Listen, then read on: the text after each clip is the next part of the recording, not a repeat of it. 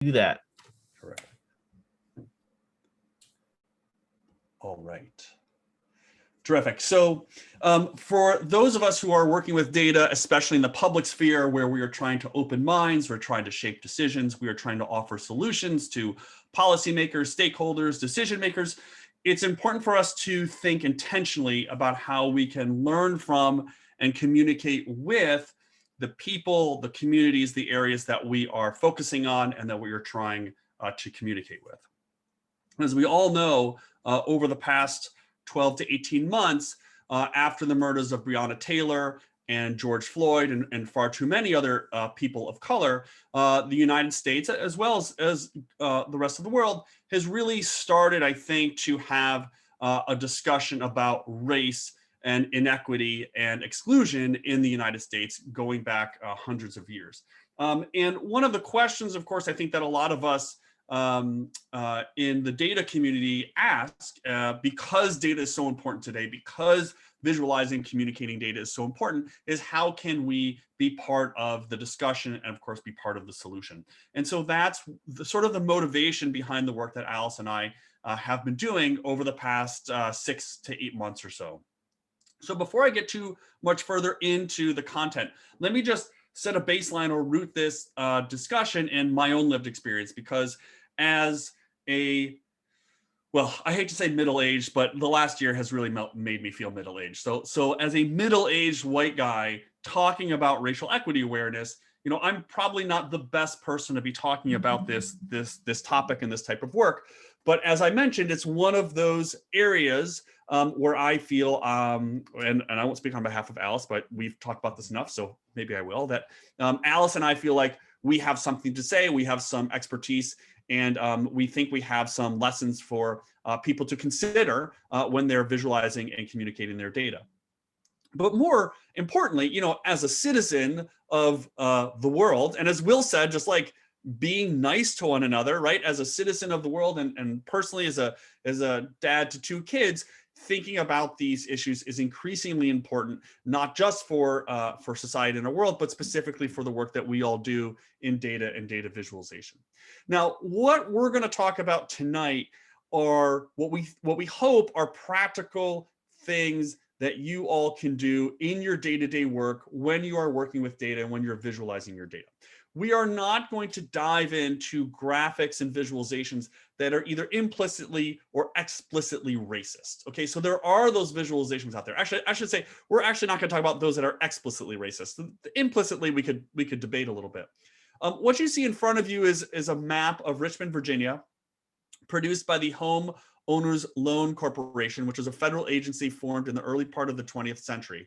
And these maps were used to assess mortgage risk around the country. And to sort of just describe these, I'm going to pull a quote from Richard Rothstein's book, The Color of Law. So Rothstein writes, the Hulk, which is this loan corporation, created color-coded maps of every metro area in the nation, with the safest neighborhoods colored green and the riskiest colored red. A neighborhood earned a red color if African Americans lived in it, even if it was a solid middle-class neighborhood of single-family homes. So this is to say, these Hulk redlining maps, which is where that phrase, you've probably heard the word redlining before. These are the infamous redlining maps. These redlining maps are explicitly racist and have had an enduring negative impact on people of color and communities of color. One of the reasons why we have Black and African American wealth generation in the United States so far below a fraction of what it is for white-headed households is because of the wealth accumulation that occurs through home ownership that was eroded by these redlining maps. And that wealth accumulation has extended for now about 100 years, in addition to the other parts of discrimination and racism in our structures, in our institutions, in our society writ large. So while these visualizations and these maps are intricately important to understanding where we are as an economy and as a society today, we're not going to dive into those visualizations, because I think our thought process is, I think hopefully most people that we work with are not purposefully creating racist images and racist visualizations. So what we want to dive in is helping those of us, which I think is I'm gonna just say everybody on this call, those of us who are working with data every day, creating visualizations where we're working with data about race and ethnicity, and how can we do a better job of presenting and visualizing those results and that analysis. So the through line here for the entire report, the entire project, is empathy, is really thinking about how can we put ourselves as the content creators in the shoes of the people who are reading our visualizations or using the work that we are providing to them. As part of our ongoing project that will be coming out in about a month, we interviewed more than 24 people about their experience with racial equity in data and data visualization. And one of our interviewees, Kim Bui, who's a data journalist, said to us, if I were one of the data points on this data visualization, would I feel offended? And I think that's the basic through line that we are working off of in this report and in this project more broadly. Would I be offended as an individual when I read a visualization, when it comes to the words that are used, the colors that are used, the icons that are used, the overall tone of what's being presented to me? So that is the overarching theme as I talk tonight that you will hear come up again and again. So I'm going to talk about a variety of different topics, and I'm hoping that for each of these, you'll be able to use these strategies in your own work. And then I'm going to hand it off to Alice to talk about a specific project that she led at the Urban Institute that used data around race and ethnicity. So let's start with language.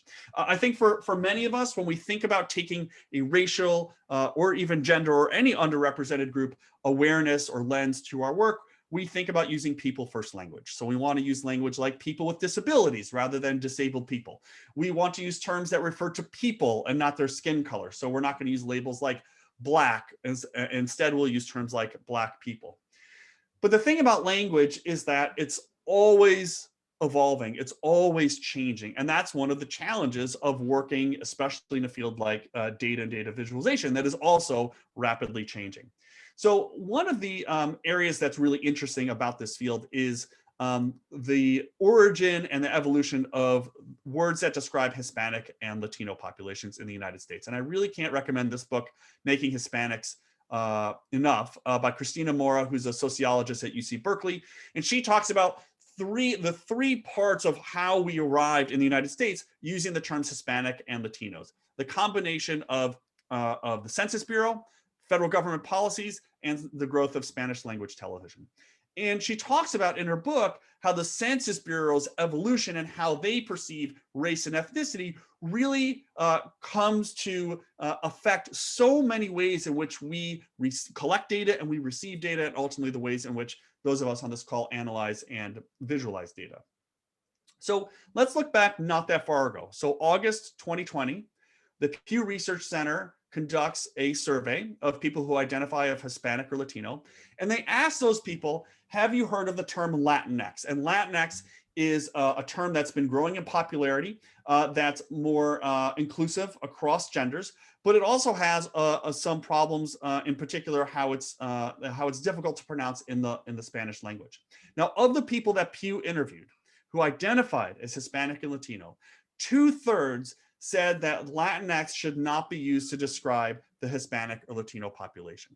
And that suggests that what we need to do as people who are working with data, communicating data, is that we need to talk to the people and communities that we hope our work will influence and impact, and policies that will impact their lives, because these are the people that are and communities that are going to be receiving our information. So we need to get out there and start talking to people. So let me show you another example of how language works. Or should not work in data visualization. What I'm showing you here is the top third of a Tableau visualization. What you see here is a bivariate choropleth map for Black people in the United States. There's another map for white people in the United States, and a third visualization in this dashboard for Hispanic or Latino people. Okay, so before we get into the language here, let's just make sure we're all on the same page about what we're looking at.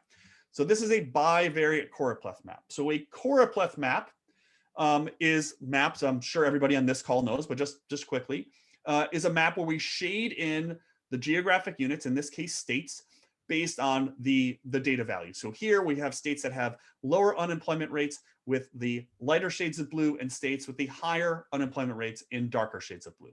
So a bivariate choropleth map does the same sort of single color ramp in 2 dimensions. So I'm going to zoom in here on the legend so you can see this in a little more detail.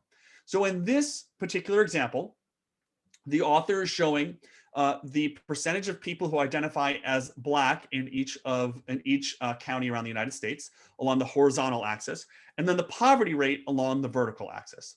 And so as we move from, we have counties that, for example, have fewer Black residents and low poverty rates in that yellowish, peachish color. And that's kind of in the central Rocky Mountain, North Dakotas, Montana, Wyoming area.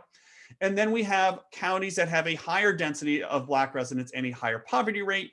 Those are the states, the counties in the very dark, very dark purple, and that's in the southeastern part of the United States. Okay, so now that you understand how this map works, let's focus on the language. So again, let's think about describing people and not static descriptions. So poverty, as an example, is an experience. It's not a static description of people or communities. I can be in poverty this year, but I might not be in poverty next year.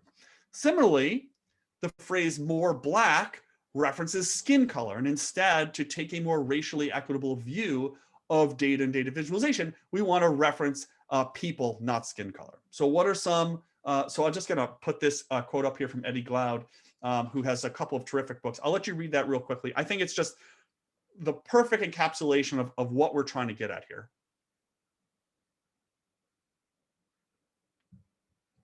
So again, we're focusing on people, not skin color. So what are some alternatives? What are some perhaps better approaches to these labels? Along the horizontal axis, we might say larger proportion of the Black population instead of more Black. And along the vertical axis, we might say larger proportion of people in poverty rather than more poverty. Now, the author of the original dashboard, we had a long conversation about this several times. Ultimately, decided to change the labels from more Black to larger Black population and kept more poverty. So you can see that there's some nuance, there's some decisions that have to be made here.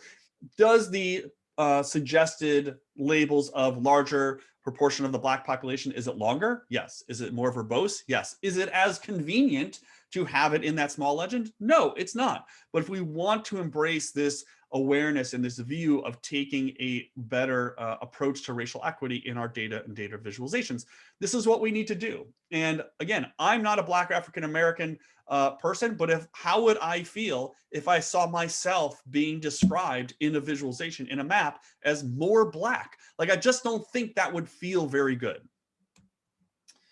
Okay, what other words can we use? Well, I just think that in general, again, back to like Will's overarching theme for this whole meetup, right, is just to be nice to one another.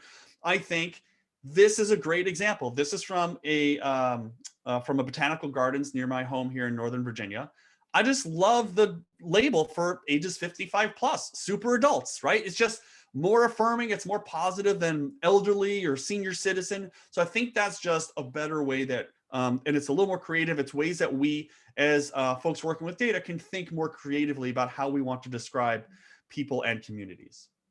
Okay, so we talked about language. Let's talk about ordering labels in a purposeful way. And I think this is probably the way I think about doing this talk as a 2-minute pitch piece, right?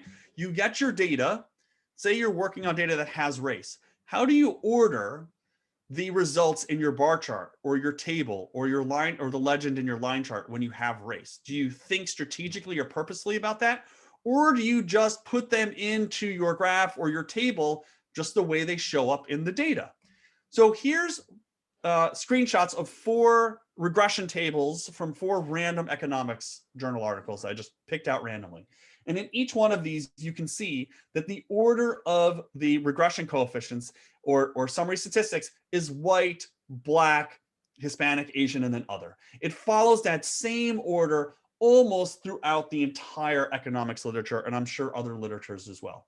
Why is this the case? Well, let's take a look at how some of our biggest federal socioeconomic surveys are collected. So this is the question about race from the decennial census. I hope all of you filled out your census.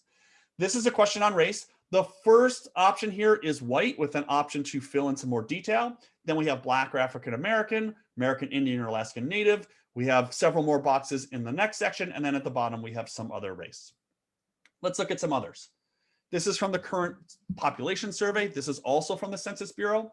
The interviewer says, I'm going to read you a list of 5 race categories. You may choose one or more races. For this survey, Hispanic origin is not a race. And then you can see we have 6 different options that they read aloud.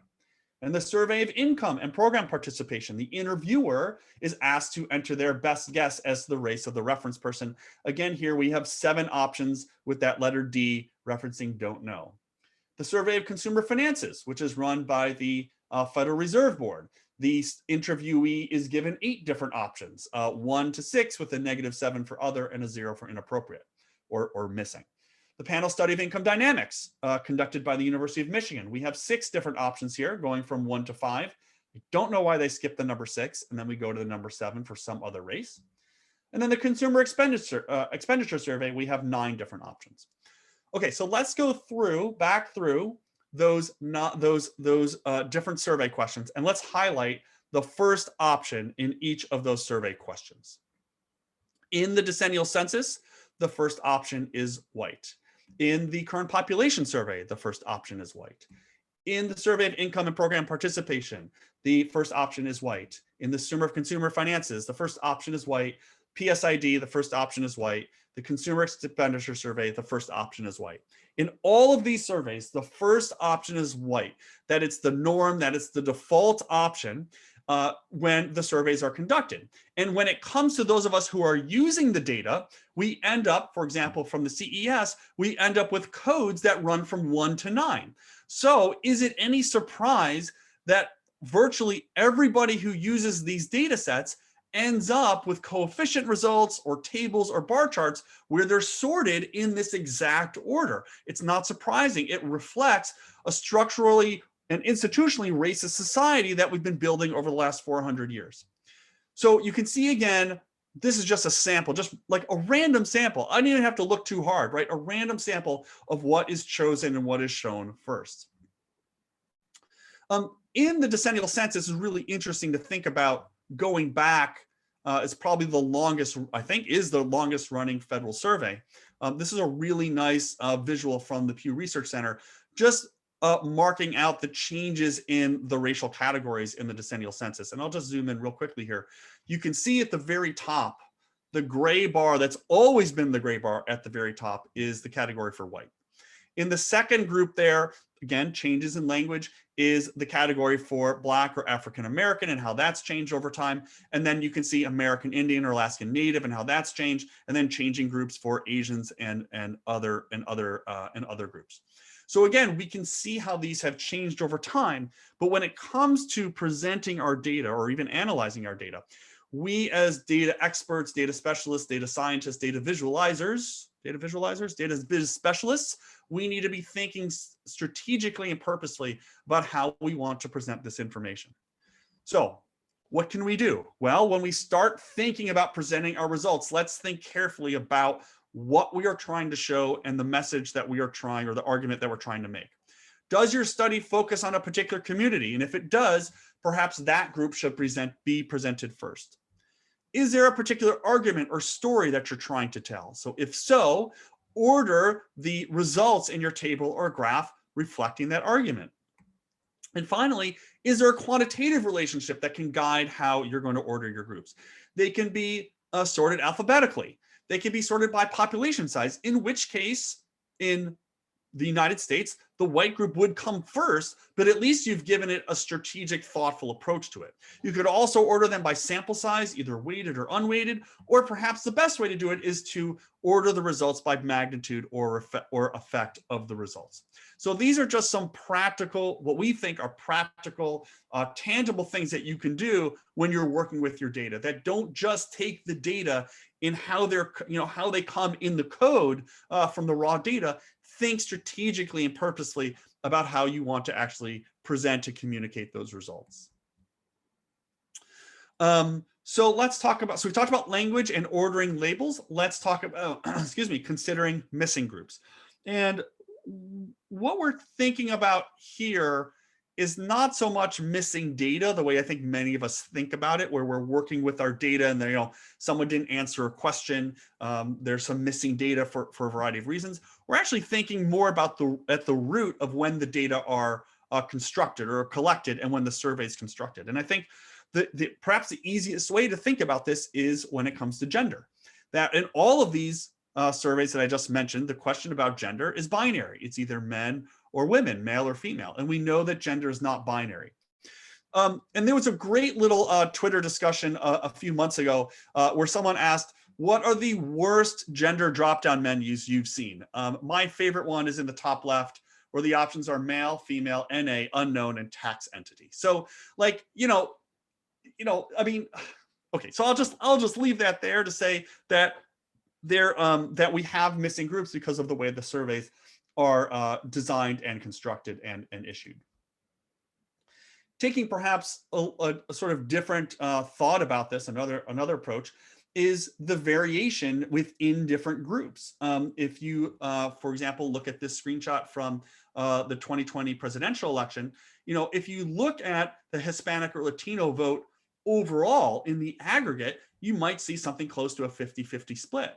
But as you look at the more detailed results, you can see that among Cuban Americans and Puerto Ricans, you see a very almost exact mirror image of the two preferences for the two candidates. And Alice and I recently wrote a blog post looking at poverty rates in the American Community Survey, where if you look at the aggregate groups, you really miss a lot of variation within some of these racial and ethnic groups.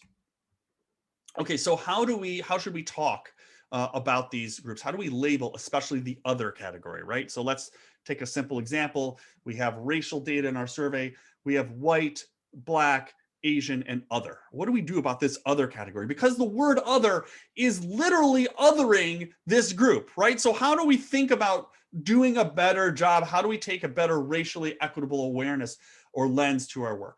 So this is a definition of other from Merriam-Webster, obviously.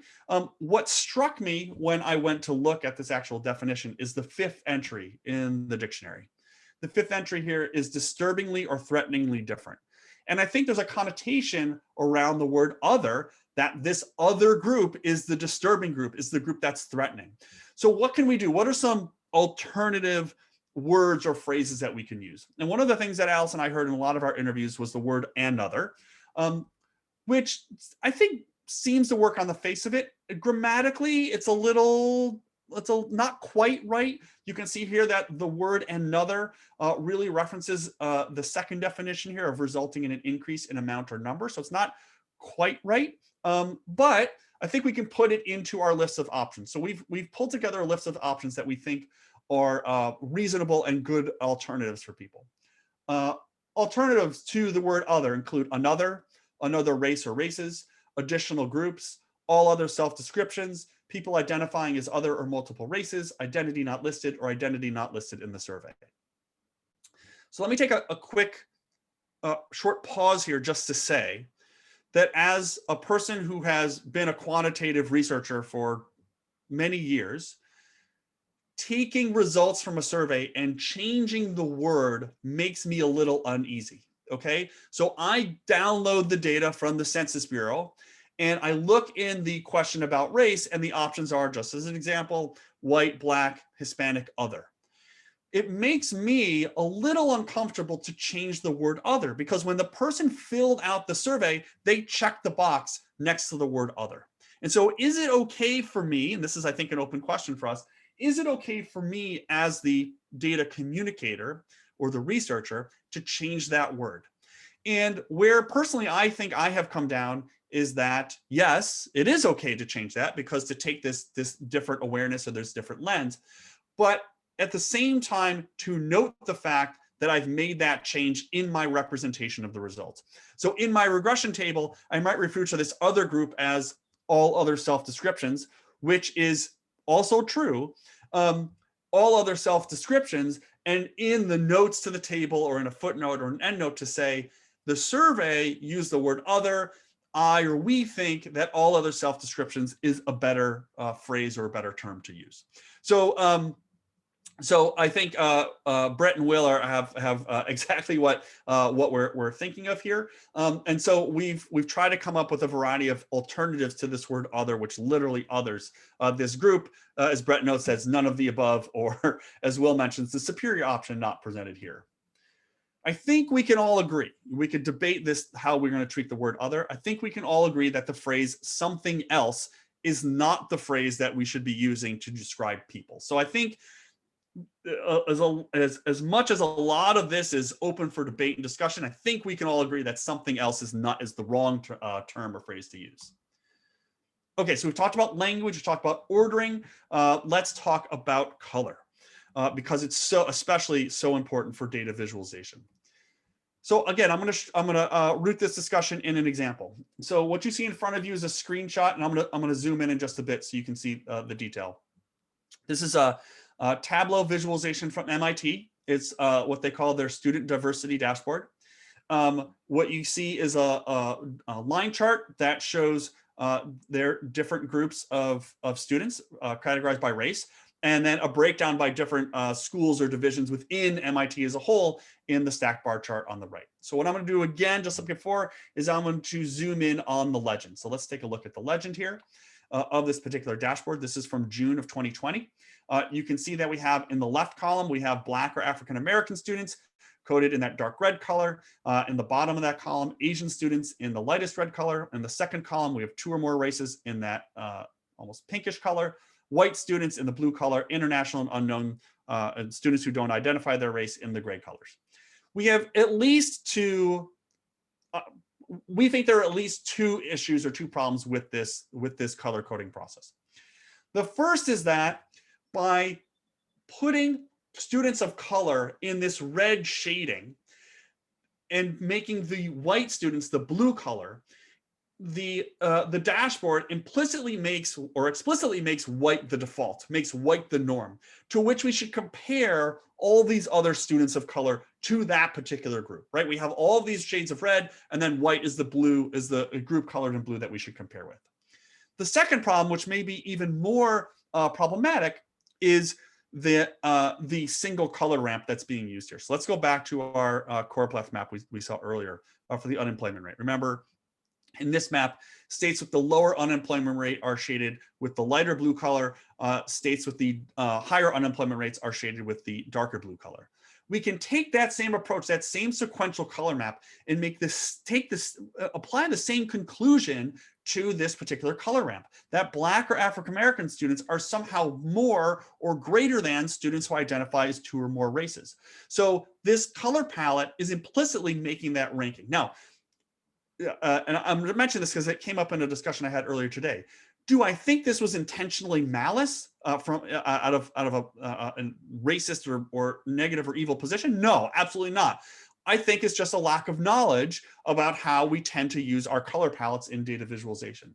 So this dashboard got a little bit of pushback on Twitter in June, and in July, they re-released the dashboard with a different color palette. So let's zoom into that legend. Here we have a slightly different change. Black or African-American students are now highlighted in the color green. And we have shades of blue for these 4 other groups going from Hispanic or Latino to Asian. We have a purple color for 2 or more, for students who identify as 2 or more races. The, I guess, peach color for white students, red color for international students, and the gray color for students who didn't identify their race. Is it better? Yes. Has it solved the problem? No. Is it easy to pick out 9 separate colors for these groups? No, it's not. The argument here is not that these decisions, that these words, that these color choices, that these rankings are easy to do, only that if I put myself in the shoes of a Hispanic or Latino student at MIT, would I feel dismissed? Would I feel offended by how I'm being represented in the data? Another topic that we spend a bunch of time on in the work is on icons. And icons obviously represent an opportunity to give our reader or our user a better connection with the data. They can see individual representations of people rather than, say, abstract bars or circles or lines. But we have some potential issues when we don't use icons with a awareness of racial equity. So I think probably many people on this call have seen this visualization. This came out probably about a year ago now, was roundly criticized on social media as being insensitive and being stereotypical. There's a lot of problems with this. First off, the axis does not start at 0. The icons are therefore sized not just by height, but by height and width, so therefore by area. So this, along with several other problems, not to mention the pink color, which just kind of offends everybody. I used to show this in workshops and sort of joke about it, like, ha ha ha, I bet women in India are really offended by this visualization, until someone said to me, well, I'm from Latvia. What about women in Latvia? Like, do you think they're offended by being depicted as, the super huge, gargantuan monster? So in August of 2020, just a few months ago, this tweet came out by Sabir Ibrahim, who's a photographer. And I'll read this because it's a little small. As an Indian woman, I can confirm that too much of my time is spent hiding behind a rock, praying the terrifying gang of international giant ladies and their Latvian general don't find me. So is it a funny tweet? I think so. She thought so. She and I DM'd about it. Is it a little tongue in cheek? Absolutely.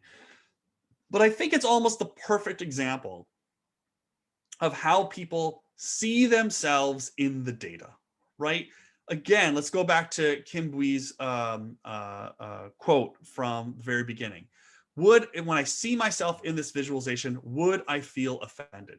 And so as we are creating our visuals, when we're using icons, we're thinking about using depictions of people, we really need to think about how people will view themselves in the visualization.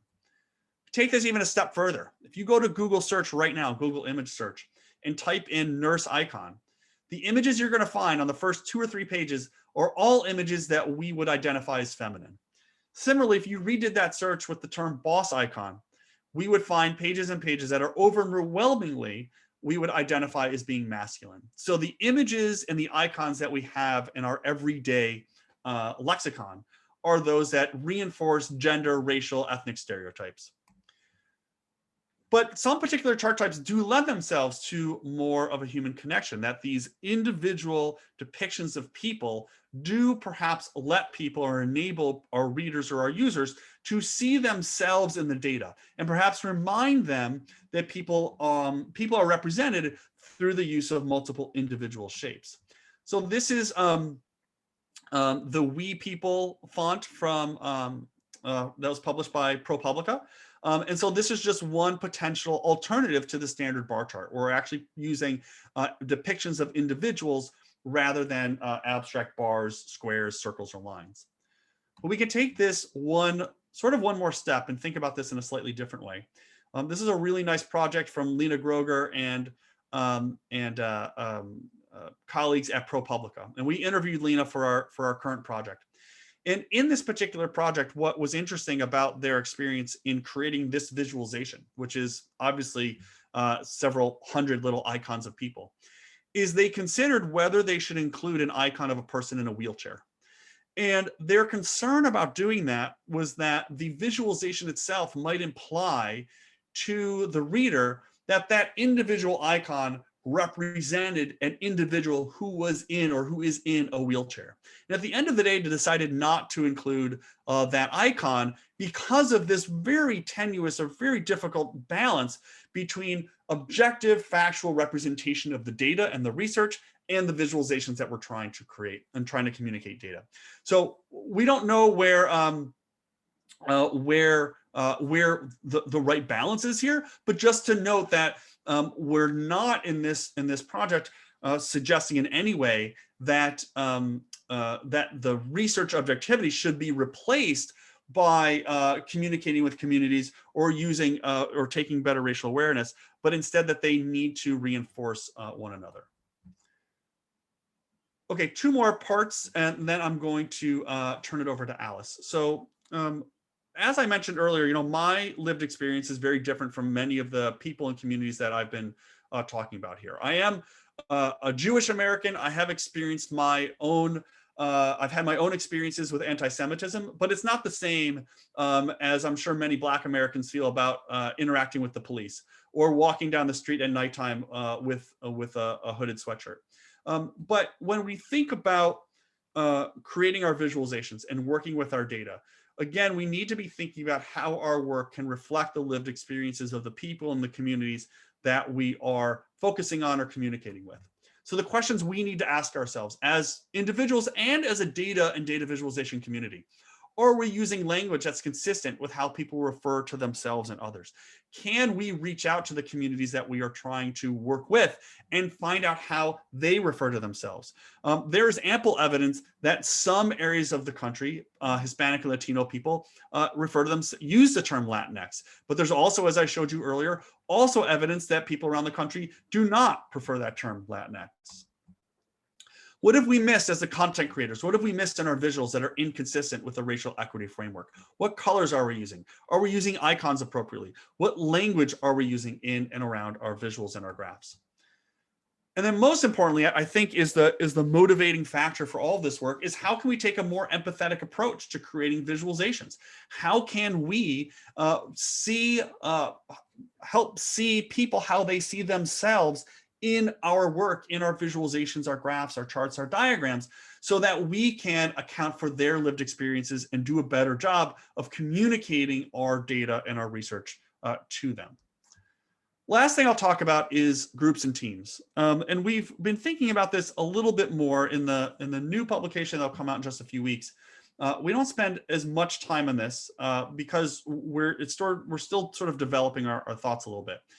I think when we talk to people about how do you embrace racial equity awareness into visualizations from the organizational perspective, the common response or the sort of basic response is your team should be diverse. Your team should have a variety of perspectives. And that is, of course, true. And that is, of course, a worthy and valuable goal. But I think from the perspective of doing analysis and research and working with data, we need to take that one step further. And the issue here, of course, is that when we think about race, as Isabel Wilkerson wrote in her fabulous book, Caste, that it's our human impulse to create hierarchies. And so how can we, in the intersection of our organizations and in the analysis that we conduct, how can we try to resist that impulse to put people into groups? So we think there's an interesting interplay between the culture in our organizations and our teams and the analysis that we conduct, that it's not just necessarily that the diversity in our groups influence and inform the analysis that we do. Of course it does, but that there's a broader aspect to doing that work, and that the analysis can ultimately inform the culture in our organizations to create this feedback loop. And I was having a conversation about this issue earlier today, where I was really making an argument about how quantitative researchers need to move closer to qualitative researchers, and we need to bring those two branches of study closer together. And the question was, well, how do we do this today? And the answer is, I don't think we necessarily can do it right now, that this is a process, that this is going to be an evolution, but we need to start the process today, because you might be in the middle of a project now, but when you start the next project in 4 months, how are you going to embrace these various approaches and strategies and processes in your work from the very beginning? Okay, so I am going to hand it over to Alice to talk about Urban's COVID-19 dashboard, and I will flip the slides for her. So Alice, I am going to be quiet and I'll hand it over to you. Okay, thanks, John. Yeah, hi everybody. So I'm going to walk you all through a time when we at Urban sought to explicitly apply a racial equity lens to the way we were visualizing some data. So yeah, this is a project I worked on last summer called Tracking COVID-19's Effects by Race and Ethnicity. And the goal of this project was to measure the disparate effects the COVID-19 pandemic has had on the health, housing, and livelihoods of communities of color. This project used weekly data from the Census Bureau to measure the share of households experiencing things such as food insufficiency, income loss, difficulty paying rent or mortgage, and other such metrics. In the final product, users can choose between different metrics to see how those have changed over time by race and ethnicity at different levels of geography.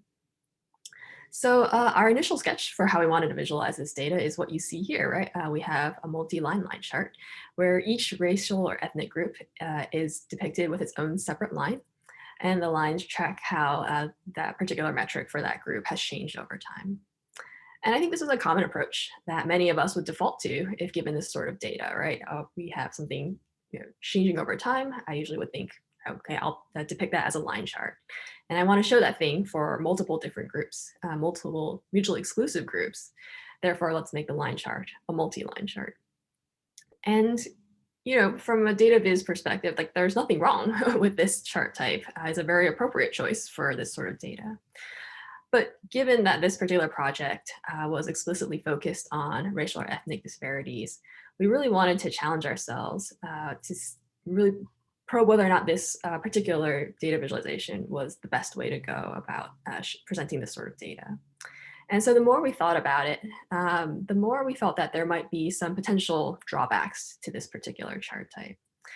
By putting all the groups together on the same chart, we felt that this might inadvertently encourage readers to make comparisons of each group to the best performing group. I mean, I think just instinctively as human beings, when we see a bunch of lines in close proximity to one another, we just start naturally looking for patterns and relationships between them, right?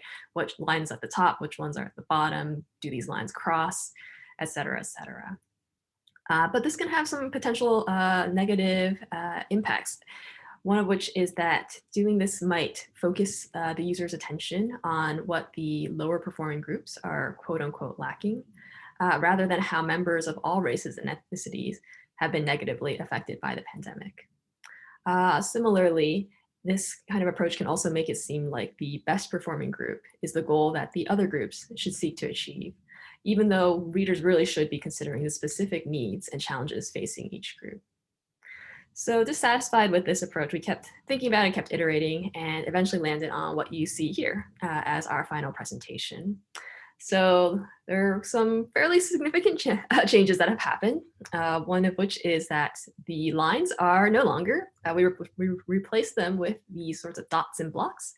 And this was a way for us to portray the uncertainty regarding some of this data, right? We thought that was really important because for some of these smaller geographies and smaller communities, the precisions of our estimates were really quite low, and we wanted to make sure that was clearly conveyed to the reader so that they didn't make any erroneous conclusions from this analysis.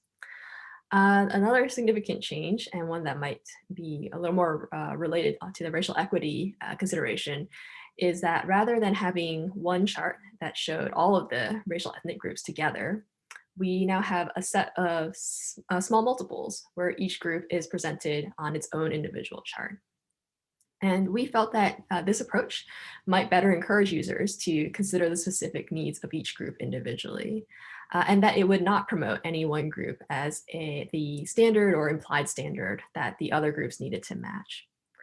Another benefit to separating this out into a set of multiple small charts rather than one big chart was that it actually gave us a little more room to add a consistent benchmark that could be used across all groups, right? One of our earlier worries was that people would just arbitrarily pick one particular racial ethnic group and set them as sort of the goalpost that the other ones should be measured against.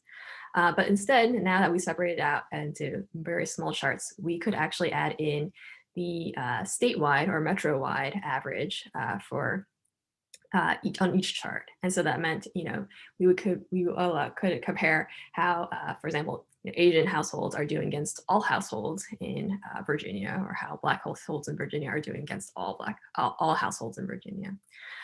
So this, I felt like it would be a more appropriate comparison for people to be making. I should also note that now that we're dealing with multiple charts, ordering was something that was also explicitly thought about. As John mentioned earlier, this is something that's really important too. And in this case, we stuck with ordering the charts alphabetically by racial group. We did this because this is a dynamic data tool. And so if we order this instead by, for example, magnitude, that if users chose different metrics, then the order of the charts would potentially shift around every time they made a new selection. And we thought that wouldn't be a very good user experience. So we stuck with alphabetical so that the layout of the charts would not change. So yeah, that is in a nutshell kind of what we did on this particular project. I'm definitely not saying that this is the only approach that could be taken or the best approach. But hopefully this at least sheds some light on, how we thought about these particular issues, how we tried to apply some of these principles that John has mentioned earlier in the presentation to this particular project. And of course, I would certainly welcome any other thoughts or ideas that people have when we get to the Q&A section. So yeah, that's my part. Thanks, Alice. So I'll just wrap up real quickly, just to take these two pieces with you, that that data are a reflection of there are real people in the data that we work with. That the data that we download, the data that we collect, the data that we use, they're not just a sterile abstraction of people, that there are people behind those data.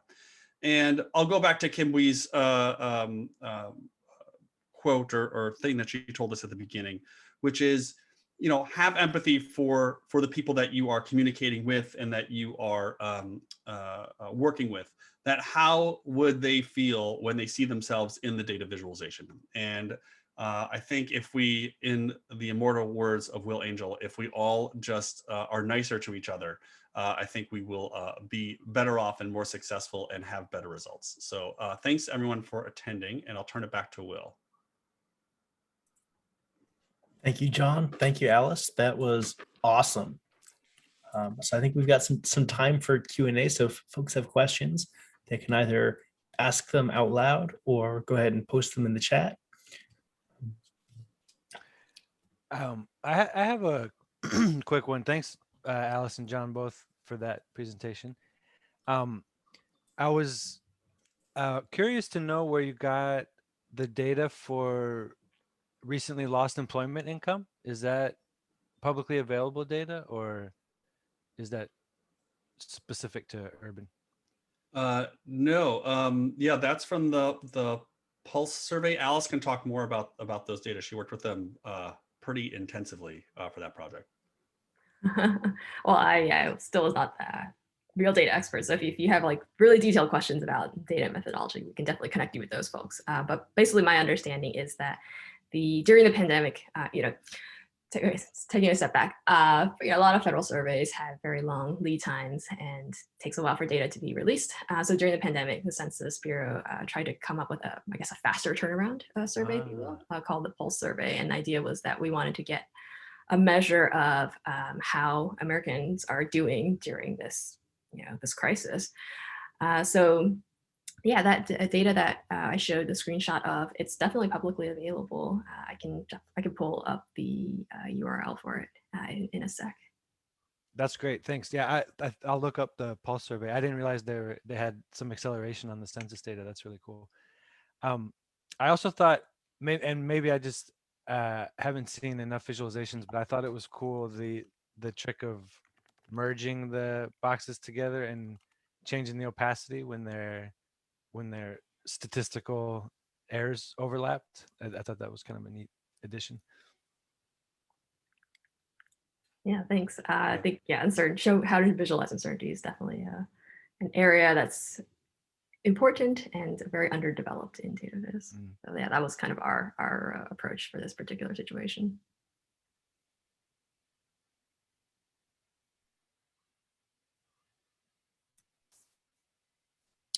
So a question that I have, Alice, I'd like to hear more about if the conversation came up during the design process about, the end user takeaways and experience of having the different ethnicities broken out into different charts, because that does make it a little bit harder to make direct comparisons, especially for the ones that are stacked on top of each other. Did that topic come up in the design process? And if so, I'd like to hear a little bit more about the thought what went into that. Yeah, sure. So when this idea of, hey, instead of putting everyone together on the same chart, like we should split them out into individual charts was brought up, there was definitely a lot of pushback, a lot of resistance, right? People are just used to seeing everybody presented on the same chart.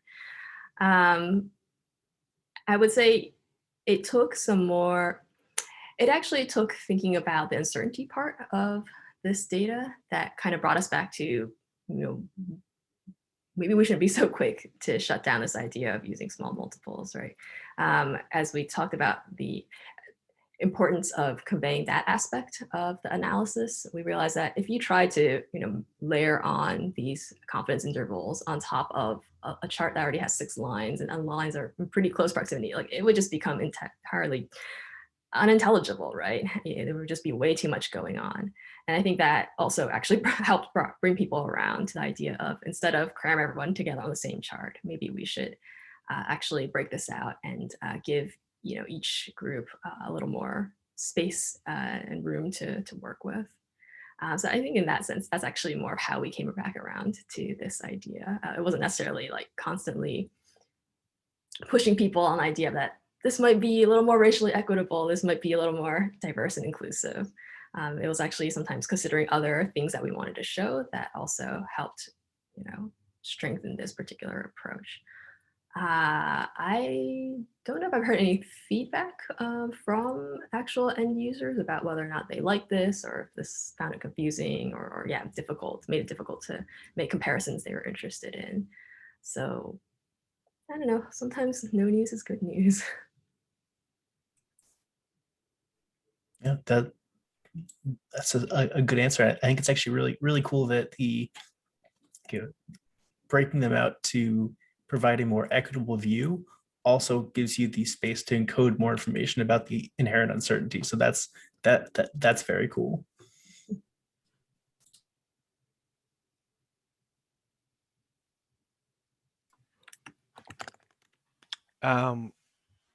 Here's a softball. Should the United States be listed at the top or alphabetically at the bottom of a drop-down menu of countries? Alice, you want to start? You want me to start? You can go for it, John. I mean, I hate to say it depends because it's such a cop-out answer, but I'll say it depends, but I'll give you more specific. So, if you're making a point about the United States, if the core of the visualization or report is about the United States, then it might make sense to have the United States first or last. But I think if it's more of a general comparison, I could see why you might want to rank it by the value, but I think actually alphabetical might work better because, if people are looking for Madagascar, they know that Madagascar is somewhere in the middle of that list, right? Whereas if you sort it and they're looking for Madagascar, then they sort of have to know something about it. So, that's sort of how I sort of think about it. It's really depending on like, what is the core message? Is it on, hey, I'm focusing on the United States and I want you to be able to compare it to these other groups? Or is it, here's the whole thing, sort of, here's the comparison. Now, one more like tweak on that might be where I have it sorted alphabetically, or if I have it sorted by value, but I change the bar, or the color of the bar, the line, or the dot, so that it's very clear that this isn't sorted alphabetically, but I'm sorting it by value. But because I'm focusing on Virginia is now in the middle of this group, but that's the focal point of this whole research project. So that would be the sort of reason why maybe not to do it alphabetically. Thanks. Yeah.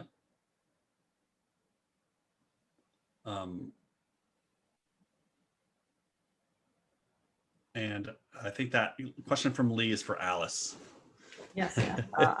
Maybe it's just easier for me to talk about it rather than try to type a response. So why not reduce the endpoints on our y-axis to say 30 to 60%? Yeah, well, so now that we have small multiples, of course, the ranges of all the y-axes have to be consistent across each of the small charts.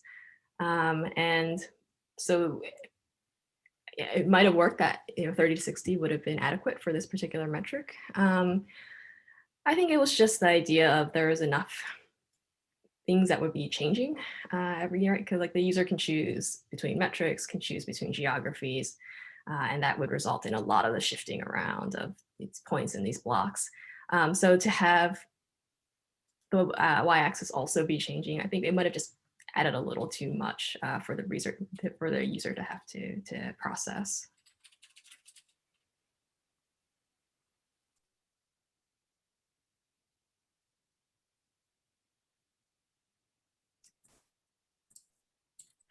And I think we've got time for one or two more quick questions before we go over to Jake. I I do think all of this gave me a lot of food for thought. I was a bit worried when the bar chart turned from two colors into a whole list of people, or the silhouettes of a whole bunch of people. Um, and I was trying to formulate my thoughts on why that made me a little bit uncomfortable. But I think it's because that almost presents the user with a Rorschach test. You can see so much in that. Different people will see so much in that, and that's not on its surface good or bad. But the rectangle is a little more innocuous in the sense that it means a quantity, which is what you're trying to show. And I understand the connection that this is not just data, this is people. But do you ever worry about characterizing or what's the word I'm looking for? Anthropomorphizing the data into people is might have unintended consequences. I worry about it every day. I mean, and yeah, I mean, I think, the reason icons are great, I think, is because you get to see people in the data, you can see them individually represented, but then you run into exactly that, one of the many issues that we have with using icons or using silhouettes, just what you just mentioned. I mean, and I go back and forth on these things a lot. And I think a lot of, I don't want to say it depends. Well, whether I say it depends, right? I mean, I think it's like, who are you? What are you writing for? I mean, I think as an economist, writing research papers, I can't think of a time where I actually used icons, right? But when I see someone from the Washington Post or ProPublica working on the same topic area that I'm working in and they use icons, I can see why they do that, right? So it's you're trying to appeal to a slightly different audience. And while, I think, I mean, I really appreciate Lena's comment about that. Like, should we include an icon of a person in the wheelchair? Like, we know, I mean, just think about it, right? Like, that visualization was about jobs in America. There is clearly someone, many people who are in wheelchairs who are employed or looking for jobs or going back and forth. I don't remember what the exact story was. But the issue is when you put the icon of the person in the wheelchair in that little circle, does someone reading that think that that represents a person? And that's like a really tough question. I mean, I don't even know how you even start thinking about answering that question, right? Like, yeah, I mean, both are true. So, where do you end up? And so, I think, would the world be better off if more economics journals had better visualizations and more icons? Yeah, I think it would. I think you would see more economists actually thinking more about people and the impacts of the work that we do on people. And so I think that would be valuable. But it's just a really hard question. And so you'll notice that in that visualization, right? Each segment of that stacked bar chart was X million people, right? 3 million, 10 million, 14 million. In the silhouette graph, it definitely wasn't like 3 million little icons there. So it's more like that approach was more like just put people to sort of take up that inch of space and this inch and a half of space. So that's sort of a different part of it too. And I see a bunch of comments in here about it. It's a tricky question, and I don't think I have a great answer. Yeah, I wouldn't trust you if you said you had the perfect answer. So I think I think thanks for the feedback. Yeah, no, that's a great answer about the trade-offs of making a data viz more interesting at the risk of making it less accurate and effective at communicating raw information. Yeah, which it's often a good trade-off and one that we find ourselves making all the time. I just want to insert one more thing here, Will, and then I'll turn it back over. So there is, just on talking about wheelchairs, there's a great recent episode of the 99% Invisible podcast on curb cuts. If you haven't listened to it, I'm not like a regular listener of 99PI, but this is a really good one. It talks about the origin of curb cuts, and there's a really cool story about one of the early advocates for rights for people with disabilities. And it starts with a story about Ed Roberts, who's one of those leading advocates, and his wheelchair. And so there's a picture of that wheelchair on that website from the Smithsonian. So if you have a chance, that podcast is that episode is I mean, the podcast is great, but that episode is particularly useful, I think, for what we've been talking about as well. Awesome. Thank you. 99% visible. I will have to check that out. Right. All right. Any further questions for John and Alice can go in the chat for now. And with that, we'll turn it over to Jake to talk more about data viz tools. Great. Thank you for letting me present today. I'm excited to talk to you all about some R package development I've been doing and how it relates to my analytics workflow. So a little about me. Sorry, wrong screen. So a little bit about me. My name's Jake Riley. I'm a clinical data analyst at Children's Hospital of Philadelphia. I really got my start with data viz doing maps and census data. And now I use tools like Tableau and Click, and I use R quite a bit as well for data visualization. I've been building R packages for the past 2 years. One is Simple Colors, which is a nice, easy way to get a color palette in R, because out of the box, the colors aren't really good, or and they don't go well together. Shiny Objects is a package I built to help debug Shiny dashboards. If you're not familiar with what Shiny is, I'm going to skip over that for now. And then Headliner is one of the packages that I'm going to talk about today, which allows you to write really informative titles anywhere that you're using text. And I'll give some examples of that. And then Variation is needs a lot more explanation. So I'm going to start with that one. Before I get started though, I just want to, I know not everyone here uses R and might not be familiar with scene code. So I'm just going to give a brief example of how to read R code. So a function is going to be on the left side of parentheses. So anytime I call a function, it'll be the function name with parentheses, and then inside that will be the arguments. So I've got like n equals 10. So this function here is going to generate random numbers off of a normal distribution. So I'm telling it I want 10 numbers. So I say n equals 10. The mean of this normal distribution I want it to use is 0 and a standard deviation of 1. So I'm going to be using functions that look like this in this format throughout the talk. So I just want to kind of explain how to read it. So that's how you call one function, but sometimes you want to do multiple steps together. So if you use something like Excel, you might be familiar with wrapping them inside parentheses. If you're using SQL, you'll wrap these things inside parentheses. So if you've got an if-else statement with an if statement with an if statement, you got to kind of keep wrapping them together. A nice thing that is starting to emerge in R is this idea of piping. So this little percent greater than percent is what we call a pipe, and it allows me to do a step and then take the result of that output and put it into the first argument of the next step. So in this case, I had grabbed those 10 random numbers and I grabbed the mean. And in the second example, I'm doing the same thing. I'm grabbing these random numbers and then I'm piping it into this mean function, which will then aggregate it for me. So that's a little bit about R code. So variation, super weird title. What the heck is it? So the idea is like, where's the variation?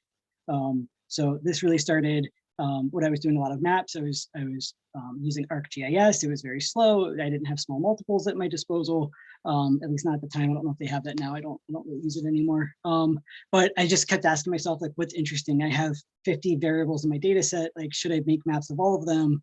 You know, what's even in here? I don't, like, some fields might have, you know, if I'm going to color it, I'm going to color a map based on some categorical variable. Like, are there 3 values in that field? Are there like 60 values in that field? It was just kind of hard to know like what was in the data, what was interesting, what I should start looking into. So I also started having questions around like what's influencing a particular outcome. So I work in a hospital. So some questions are, you know, if we're looking at length of stay in the hospital, you know, is there a difference by diagnosis? Is there a difference by payer group? Are there disparities based on race or gender? Should we include medically complex patients? Often those patients have really individualized care, and their length of stay is always just going to be different than the norm of other folks with that condition. And then also, like which factors are maybe not worth like me spending a lot of time investigating. So I'm going to use this data set called employee attrition. Attrition isn't a word everybody knows, but essentially it means turnover. You'll see it in research group studies as well, where like a person is enrolled in a research study and then they drop out. They'll call that attrition as well. So employee attrition is this data set. It comes from IBM Watson as part of their, one of their machine learning data sets, and it's replicating HR data. So it's got 1,500 rows and 30 columns. And I think it's a good data set for using variation. So what I'm really interested in is on the left-hand side, that attrition variable, which is a 0-1 indicator. 0 meaning the person didn't leave, and 1 meaning that they did.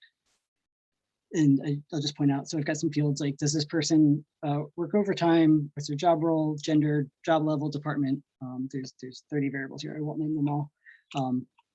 But maybe I want to know, how does attrition vary by job level? If I could just throw it into a table, you could do that in Microsoft Excel. You could create a pivot table and say, could like describe job level to me. It will tell you the different levels that it has, and maybe I want to know the size of each of those groups, and I want to know their attrition rates.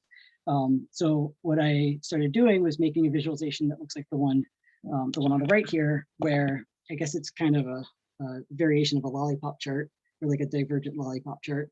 And the line in the middle is going to be the grand mean. So across all observations, what's the mean attrition rate? And in this case, it's 16%. So I can see that just with the line. And then the points represent the number of observations that have those job levels.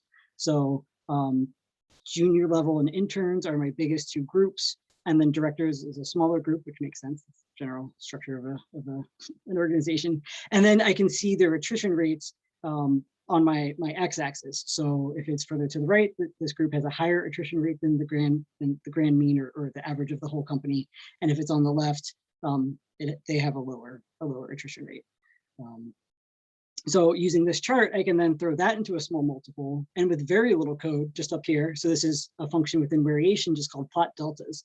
So you can just say plot deltas, use my employee attrition data set, and then I want to investigate the attrition variable. So I'll put the attrition variable on my x-axis and then create small multiples of that chart I just described, ranking them from, I'm still working on the statistical significance of these charts, but the ones that I think are more interesting are up in the top left, and the ones that are maybe less interesting are in the bottom right. And I'm still trying to figure out the best way to kind of rate like how interesting something is. So I'm using kind of like just the I think it's just the sum of the difference of the two groups. But so the stuff on the top left should be most interesting, the stuff on the bottom right should be least interesting, and then the stuff in the middle is just other stuff to consider.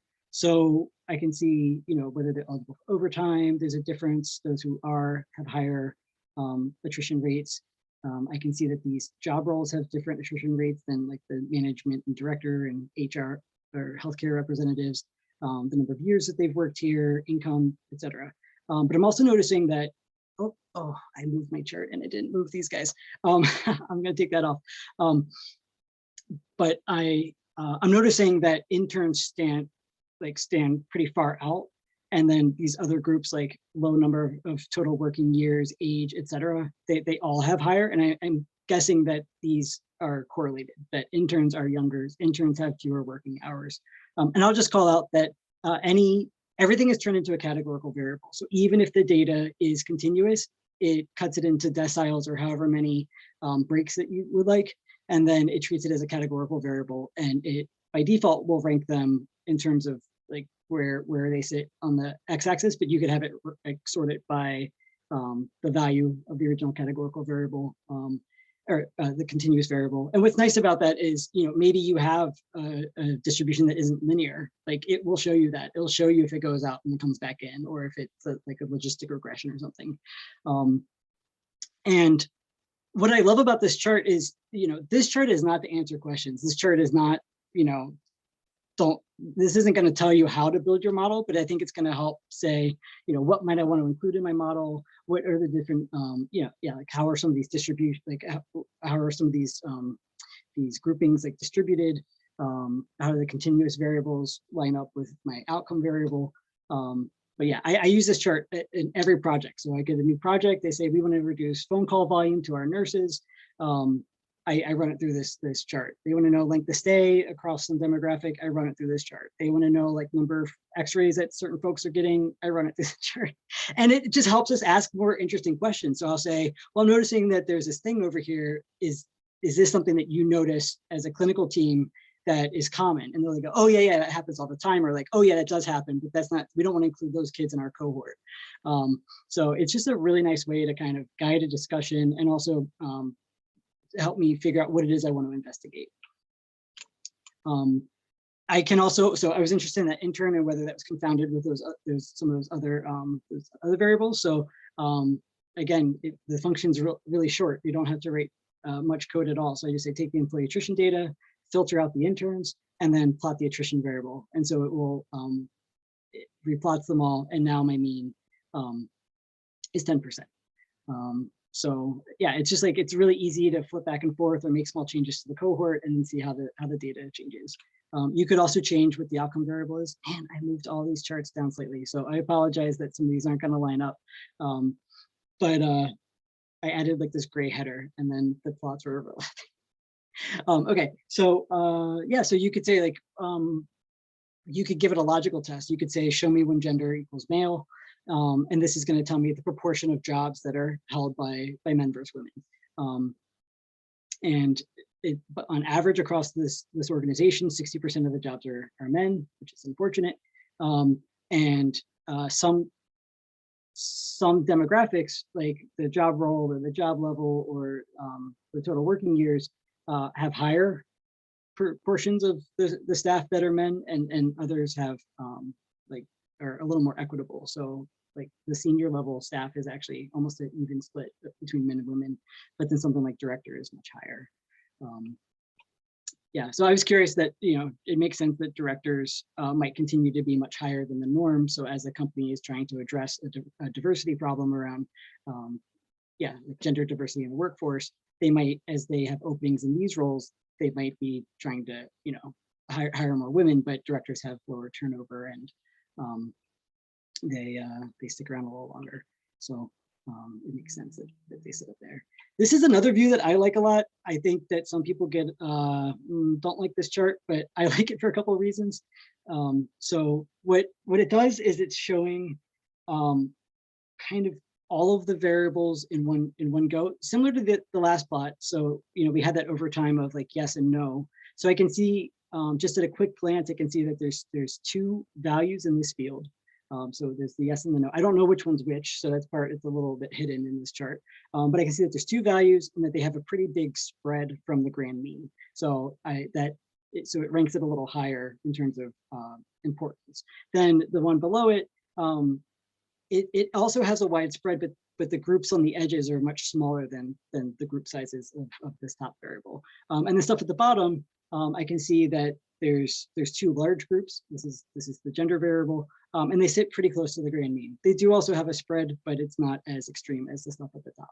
So I use this a lot when just getting like a quick scan of the data. I usually run this plot first, then I run the other one, then I start making adjustments and kind of continue on. And what I like about this is you can also tell it to call out a person and then show all of the demographic characters that person has. So, you know, I picked someone who I knew did leave the company, and then it just grabbed all of the different attributes that person had. So this person was eligible for overtime, worked in sales, was an intern, traveled frequently, was single, you know, so I can kind of quickly see, you know, these are attributes that are related to this individual, or these things that might influence why other folks leave. There's other functionality in variation. So there's functionality like compare two groups. We use this a lot, trying to say, you know, what's the impact of COVID bid on census?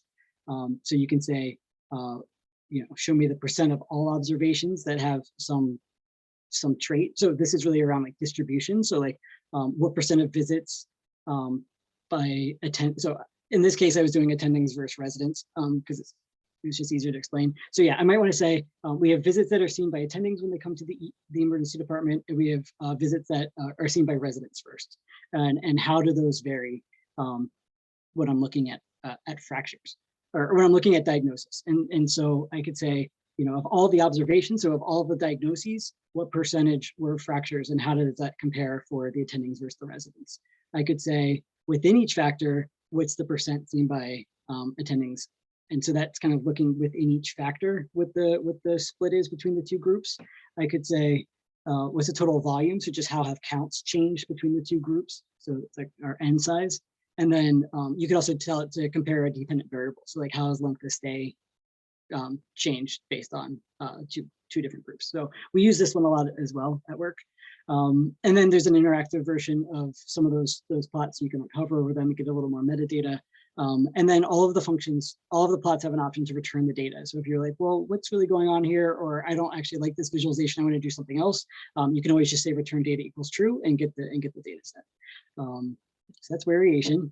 I'm just going to pause real quick and see if there's any like urgent questions, and then we can also talk more at the end.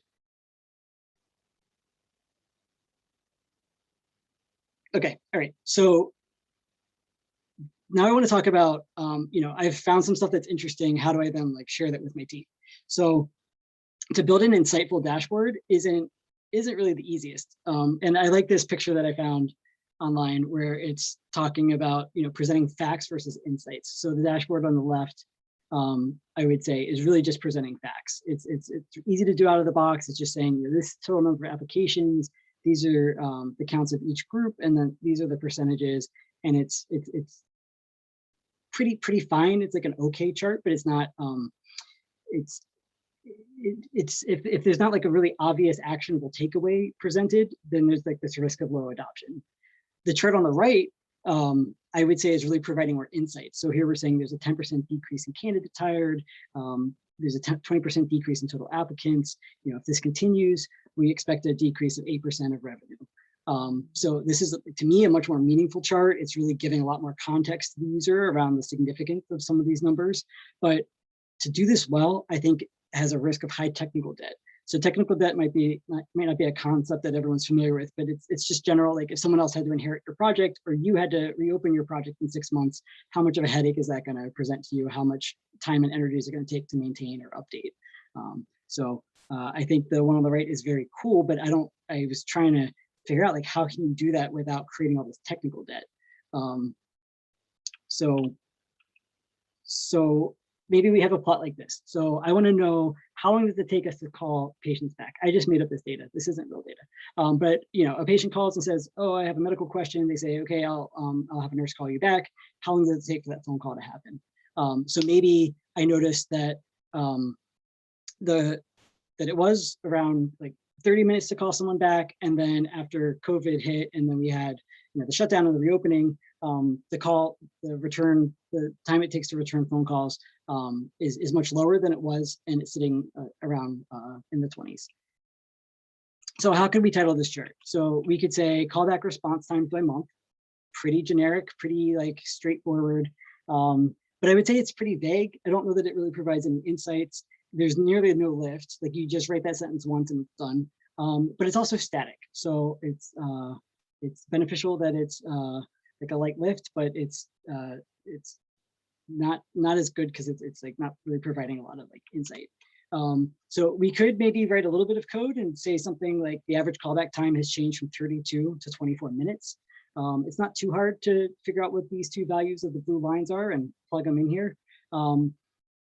We could either do that manually and type it, and maybe have to do that every time we want to update this report, or if you created it in a function, you know, it's like kind of a somewhat light lift, and it's a little bit dynamic. But it'd be really nice if we could write a phrase like this, which says the average callback time has decreased by 8 minutes since COVID began, and then list the two values, 24 versus 32. So to do this, to have it dynamic and something that's going to update, you're going to have to create a function for it. I think it provides pretty good insights, but it could be a very heavy lift to do well. So a increase versus, or an increase versus a decrease is actually takes a bit of work to get that logic rate. And so it could really be a lot of code if this is a tool you're going to use all the time. So it's very dynamic, but I think has this big risk of technical debt.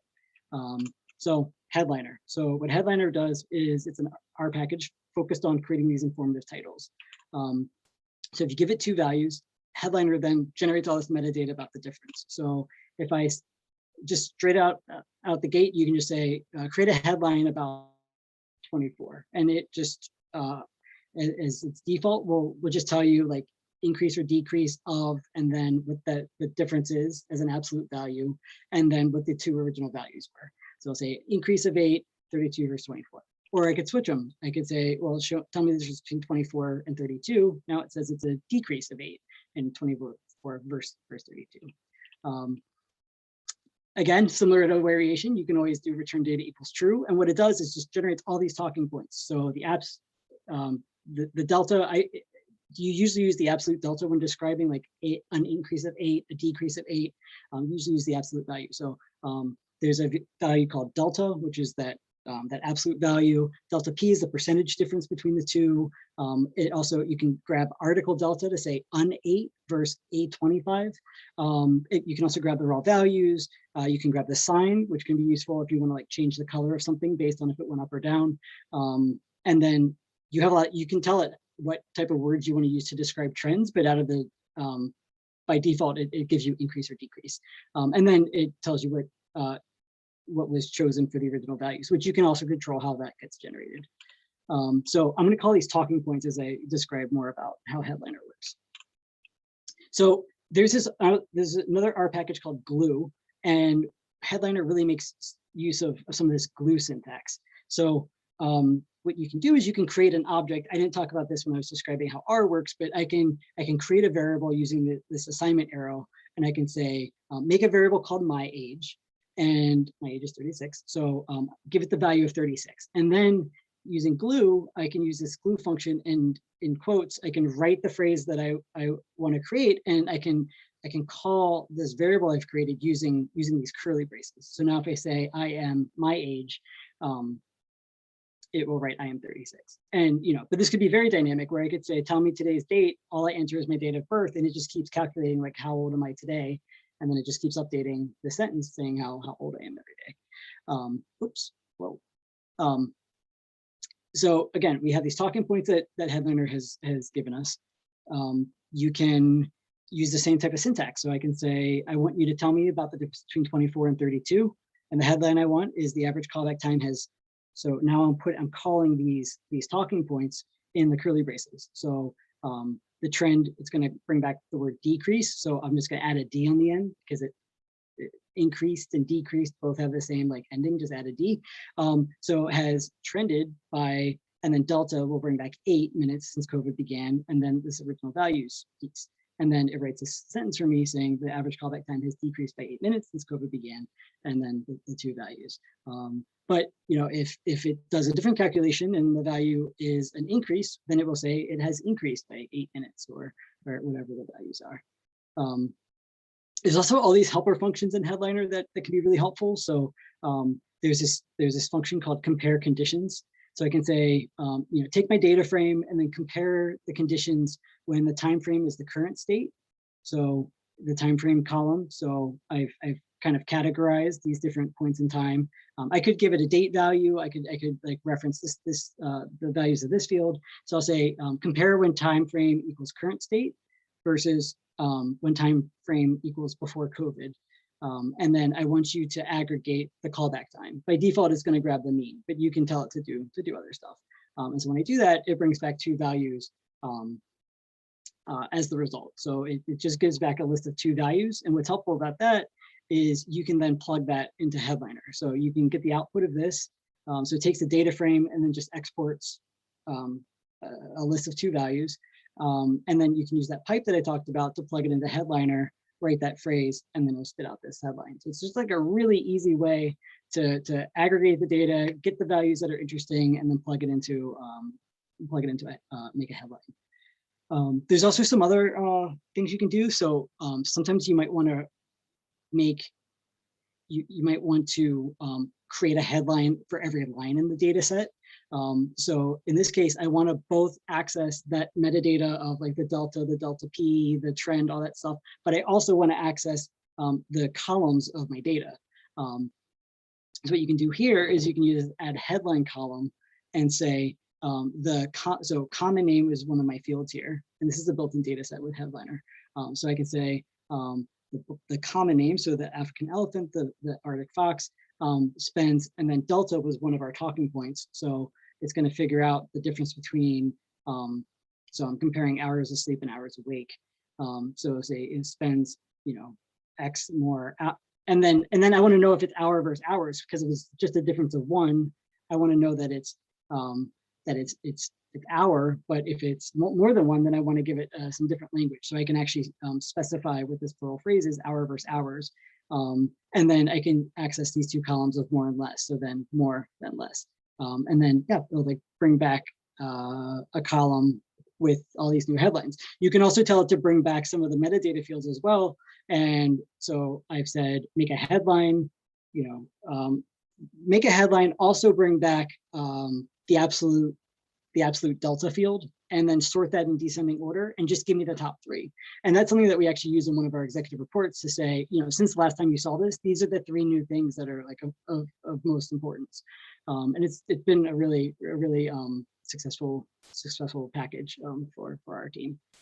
There's a couple other functions. So there's this add date columns function where you can say the date column I want to use it's really creative. It's just called date. And so when I do that, so my data set had ended here, but when I say add date columns, it adds all these other fields, day, week, month, quarter, calendar year. And then it just figures out how many days ago is this date from today. You can specify what date you want it to count against, but by default it will default to today.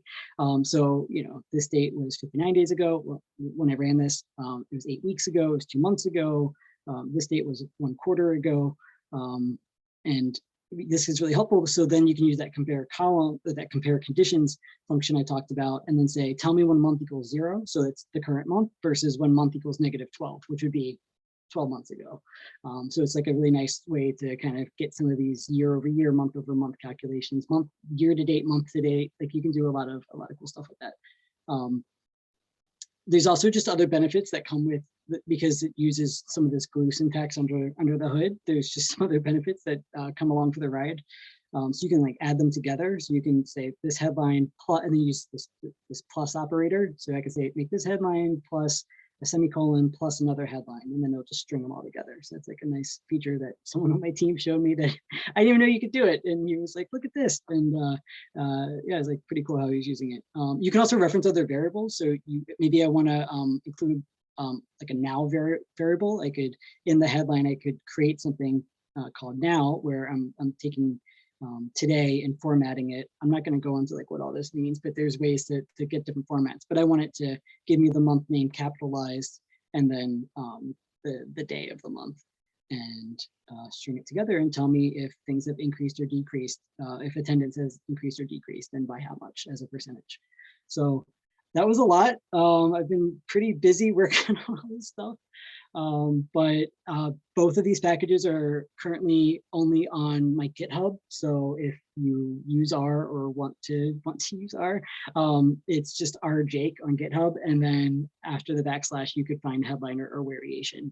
And then when you get to either of these pages, there's, and I'll put the links to these in the chat, but there's a link up here that will take you to the documentation. And that goes to a website like this. And there's details here about kind of how to get started, but it'll also point you to this articles tab where there's like a more thorough, we call it a vignette, but a more thorough explanation of how to, like what functions exist and how to use them. So that's it for me.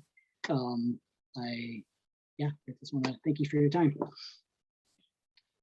That is really cool, especially headliner. Like that's just awesome functionality. Thank you. Folks, in the interest of time and making sure that Lee has time to present, let's put questions in the chat, and then we will have a little bit of time for Q&A at the very end of the event. So sounds good. Yeah. Yep. Yeah, Lee, I think to unmute and select microphone, Logitech. Can you everybody hear me? Yes, we can. Okay, so then I go share screen, and I find my video, my PowerPoint, and then I do share. Okay, so you can see that? We see PowerPoint. Good.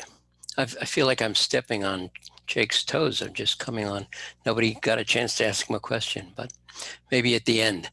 Okay, I'm Lee DeCola. I'm a retired U.S. Geological Survey scientist, geographer, and I'm serving on the Mallows Bay National Marine Sanctuary, got to write it down, Advisory Council as a scientist. And so I became interested in this. I'm trying to advance the slides here. Where am I doing it? Okay. So I'm going to be using results from R and ArcGIS or ArcMap or whatever it's called, and Excel to explore data for what are called the marine protected areas, which are like parks and sanctuaries and so forth that were created. The idea of a sanctuary or marine protected area database was created in the year 2000. And here is the website for marine protected areas if you're interested in finding out more about them. And if you're specifically interested in the data, there's a link at the bottom of that to the inventory data. I guess that's Booby. Yeah, okay. So here they are. This is a very simple map of the protected areas. There are almost 1,000 of them. So this to me as a geographer is an interesting projection. It's the Eckert 4 projection, which is centered on 60 degrees west, which I thought was kind of interesting. And what I want to get over right now is the fact that that largest blob in the center just north of Hawaii is the Papahanaumokuakea Marine National Sanctuary. Papahanaumokuakea Marine National Sanctuary. Okay, that's out of the way. Now I can go on. So here they are. This is a column this is my attempt to kind of organize all of these regions into a single kind of unified whole. So the red is the fact that there are about 4 million square kilometers of marine protected areas in the United States, and they are considerably greater than the land area of the United States itself, about 3 million square kilometers, but they're less than the exclusive economic zone, which extends 200 nautical miles from the borders of the United States out into the ocean, and are considerably less than the Earth's seas. Here's an example of what they are. They range from national wildlife refuges. I spent a day at the Prime Hook National Wildlife Refuge last week. State parks, as I said, there's a very interesting correlation between the numbers of these units and their areas. Some of them are numerous but quite small. Some of them are relatively small in numbers but considerable in size. So that's a sample of what they're called. The National Marine Sanctuary, the marine protected area that I'm working with, is Mallows Bay, which is about 30 or 40 kilometers south of DC on the Potomac River. We'll look at a picture of it in a. So if you look, there's DC on the upper left, and there's Mallows Bay just down the Potomac, and an interesting MPA, or Marine Protected Area, is Blackwater National Wildlife Refuge. Now Mallows Bay is probably pretty stable, but the Blackwater Wildlife Refuge is increasing daily, monthly, yearly, as the sea line rises and as the land subsides. And here's an example of the a NOAA chart. Those of you who are sailors or who spend any time on the ocean, this is an example of a NOAA chart with Mallows Bay Sanctuary highlighted. And it's also a sample of the database from the MPA inventory. That's the ArcGIS record from the 1,000 records. So let's look at this spatial pattern. it's very interesting to note that they range from the minuscule, maybe a block in what I think downtown Seattle on the left, 10 to the -4 square kilometers, to, as I said, the Hawaiian sanctuary, which is 10 million square kilometers. So but it's an interesting log normal database in the sense that it looks, when logged, as a normal distribution. Another way to look at it is using a quantile plot. So you can see that they're ranged from, they span roughly 6 standard deviations, and they range from a fraction of a square kilometer up to millions of square kilometers. And their Mallows Bay is that red dot in the middle, a little bigger than the median, which is about 6 square kilometers. So let's look at time. We've looked at space, look at time. We're going to go back to space in a minute, but let's look at time. If you, 61 of the MPAs have not been coded as to the date of established, but the others are shown here as a bar chart. They were essentially started in around the early part of the 20th century and have not steadily, but increased significantly per year in that time period. And if we want to kind of smooth that out, we can look at a splined 9-year moving average. So it was an increase, particularly in the 70s, and then a kind of a considerable change in variation over since the 1990s.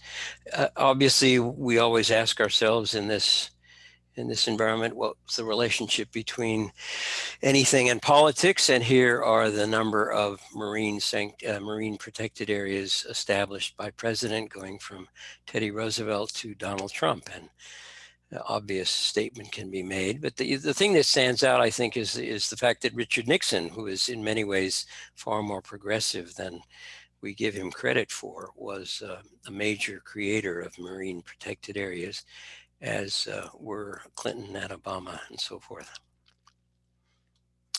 So if you again go back to the logarithms and cumulate the area, here is a stepped chart that shows the number of the log to the base 10 of the areas in square kilometers. And if we just focus on the years 1910 to the present, it's been a roughly 5.6% growth per year.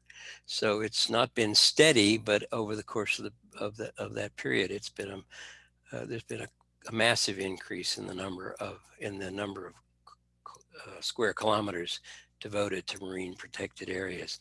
But there again, if you wanted, if the ultimate vision were to establish the US's exclusive economic zone, it would take many more decades for the MPAs to approach that, and I don't think it ever will. Although it's nice to think about the whole panthalasia, which is the word that corresponds to Pangea. It'd be nice to think of panthalasia as being a marine sanctuary.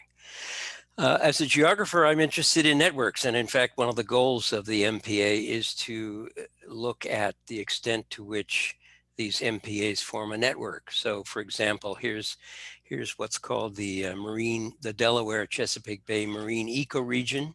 That's in the lighter blue, and the red MPAs are shown in, red. And there you can see, again, the Mallows Bay is over there on the left down the Potomac. So an interesting question, if we focus on, say, the Delaware Chesapeake Bay, here are the marine protected areas, just represented as circles at their centroids. And if you were, say, a bird who could only travel, say, 100 kilometers in a day, how much of the marine protected area network could you reach? And I'm just throwing that as an example. I've analyzed it at multiple scales, but here's what a nearest neighbor analysis based on a 64 kilometer distance would represent. So if you were a bird who could fly 64 kilometers or more, you could reach all of the marine sanctuaries at the bottom, shown at the bottom of the map, but the top two, I think one is Y Island or Great Eastern Neck, I think. I'm a kayaker, so I visited a lot of these places. So you couldn't get to the top of the, and of course, if you were a fish, we'd have to do a completely different kind of analysis because fish could only travel in water unless a bird picked it up. But if you were a fish picked up by a bird, you'd be in pretty bad shape. So that's my presentation. As I said to Will before we met, I'd be perfectly willing to give a more elaborate and extensive and in-depth presentation of the data at some future date. That's it. Thank you. Thank you, Lee. This was very cool. If folks have questions for Lee or for Jake, now is the time for open discussion before we close out for the night. I gotta find my chat. Is there? How do you get? Oh, here it is. More chat. Where's chat? I do want to defer to Lee first. This was very cool, and to see the different ways you use the different tools. And I also appreciate you calling attention to, how the analysis is different versus land and air. That was very cool to see. Thanks.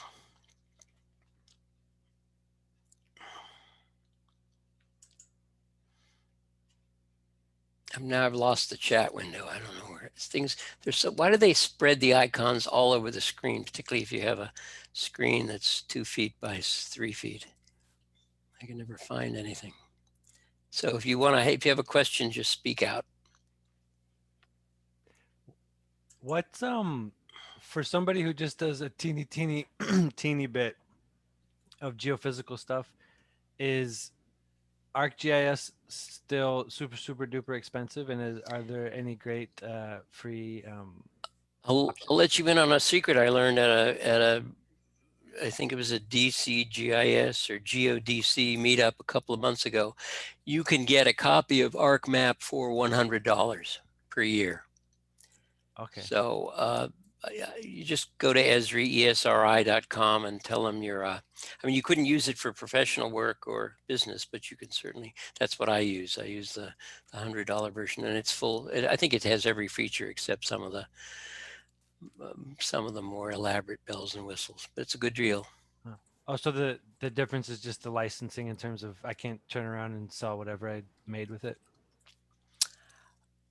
Yeah, I don't know. I mean, I've always been either a nonprofit federal scientist or a freelancer, so I really don't know anything of any of the business angles. Gotcha.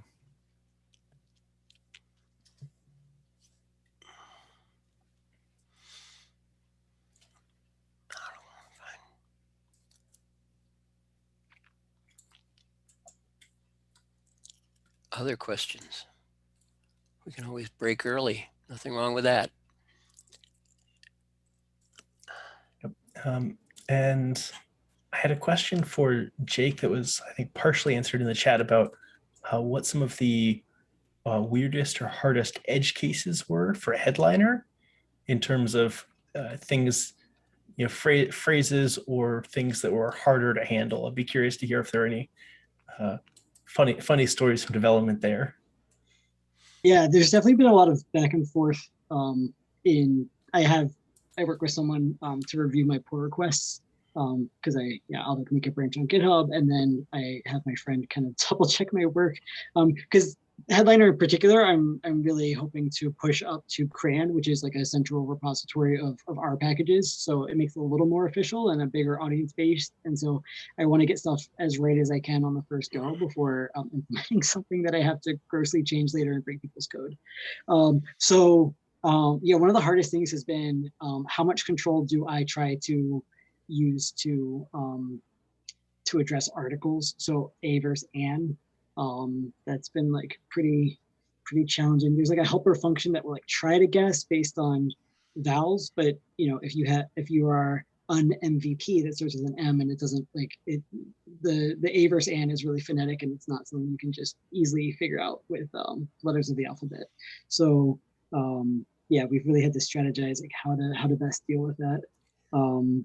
But I think you saw there's that plural phrasing. There's also, you have control over trends. So if you wanted it to say I don't know, a universal versus like that universal wouldn't get an AN, it would get an A. You would just write that as like the trend terms you want to use, and then you wouldn't. Yeah, I don't know that I can explain it without showing you a bunch of like more slides, but just trying to figure out the articles and like how to give the user control over how to grab them has been really hard. And then I hope I did my best on the numbers, but like it's just hard. It's really was a lot of thinking of, yeah, when one is used, when does it get pronounced as 11? So it's on 11 versus A1. So a 1,000, a 1 million, an 11,000, an 11 million was actually kind of hard. N 1,000, A 1,000. I don't need to mute, I can mute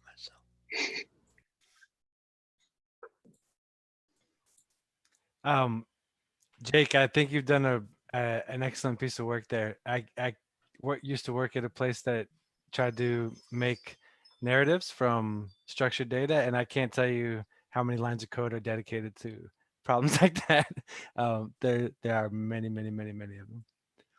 Well, that's kind of the inspiration was, I could imagine, I've dug into this so much, so I could probably write the bulk of it in like 50 lines of code, but I could see someone else writing it in like 500 or 1,000 lines of code to like do it well and like account for, yeah, some of these edge cases. So to me, I was just thinking like, if we want to do more of this, it's this big risk of technical debt. Like I don't want to be the person who has to inherit or even open up my own stuff in 6 months to try to adjust these things. And then if everyone has like that same type of huge amount of code in different scripts around the enterprise, like that also just sounds like a nightmare.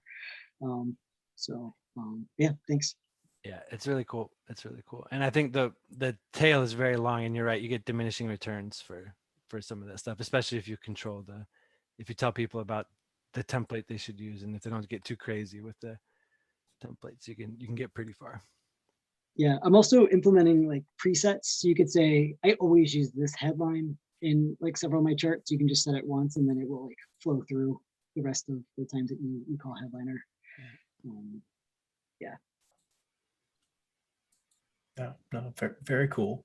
That's also, I think, interesting to note that for the facts versus insights example you had there, it's not just more complicated in terms of technical debt, but you also have more data to derive those insights.